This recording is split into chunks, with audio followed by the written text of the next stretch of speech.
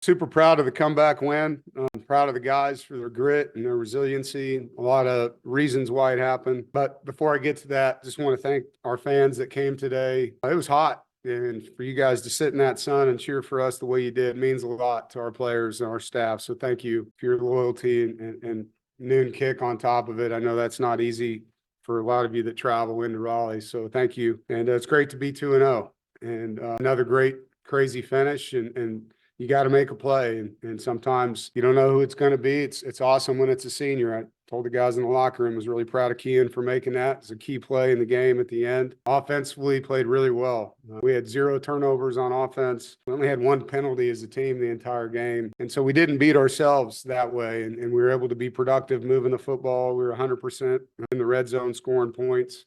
Had explosive plays. Our run game, rushing for 200 yards. I thought Hollywood was really in a good groove. The O-line and tight ends and receivers did a good job blocking. Defensively, it was a much better second half. I thought our first half was pretty bad and gave up 24 points, a lot of untouched runs, uncovered guys. We just didn't play well. And so we got things to work on. I was proud of them in the second half, only gave up 1 score. And offensively, we scored in every possession but 1. Our short yardage offense was tremendous. And the only time we didn't make it was on a pass that we threw. And, probably a play we wish we wouldn't have called, but we were physical, man, and trusted the guys. 4th and 1, 3rd and 1 to go and get it, and they did.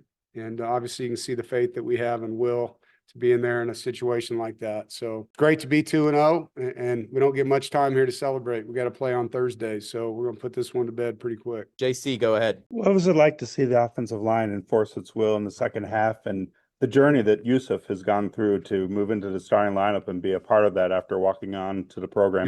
Yeah, I think his story is amazing. So 2-part question. Part 1, it was awesome to see us run the football the way we did. I thought Coach Roper and the offensive staff made some adjustments and said, look, let's just hand the ball to number 3 and get downhill. And that first drive of the second half, that's what we did. And the offense did a great job and being physical. Tight ends, running backs, receivers, tailback making plays. But Yousef's story is it's one for the books. He's one of the highest recruited O-linemen in college football coming out of high school and goes to Florida and has a tragic accident, hit by a semi-truck on a scooter and drug and lost football for a while and couldn't play. Really had to go through a real intensive recovery process. And then they had a coaching change and he ends up at another school and they have a coaching change and he ends up just saying, I just want to go home, and came here and has worked really hard.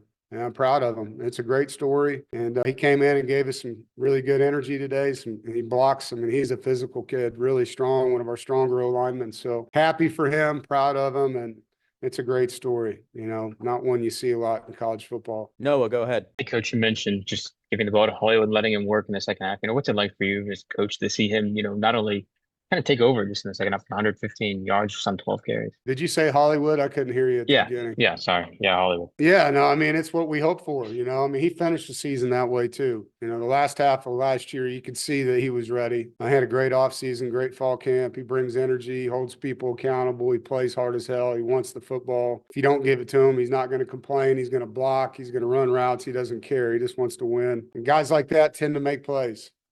Unselfish, tough guys that work hard. And he's got a lot of talent. So anytime he touches the ball, it's a potential explosive play. Mitchell, go ahead. Hey, Dave. With the ACC wanting y'all to play more powerful opponents and with the math not really working for you guys to go to non-conference games, do you anticipate playing more games like this, non-conference against ACC teams? And do you like them? I love it.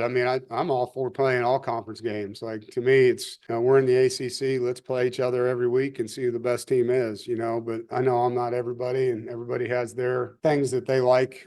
Some of them have SEC rivalry games and, Notre Dame screws up our scheduling because they get 5 games in our league. But I'd be all in favor of, 17 teams and they figure out a rotation where we play each other all the time.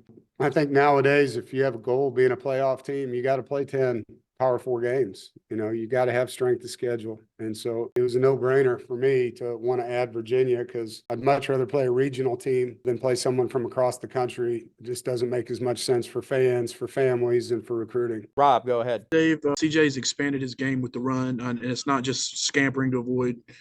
You're calling run plays for him. Could you just speak to that and how much that makes it a better offense? Yeah, when you can throw the football the way that he can, and have the skill around him, but then also make them have to defend his legs. That's tough on defense. It's really hard. And then you're going to add more people in the box when you're worried about quarterback runs. It opens up the things in the air. And so when you can utilize his legs and be smart with it, because, you know, you don't want to put more hits on him than you need to. But I thought Kurt called some really good QB runs in the game. CJ made some plays on his own. Obviously, the second touchdown run was a scramble. But having that extra element changes how you have to defend us on offense. And so it's great to see his confidence in that. Gibby, go One ahead. more, last one.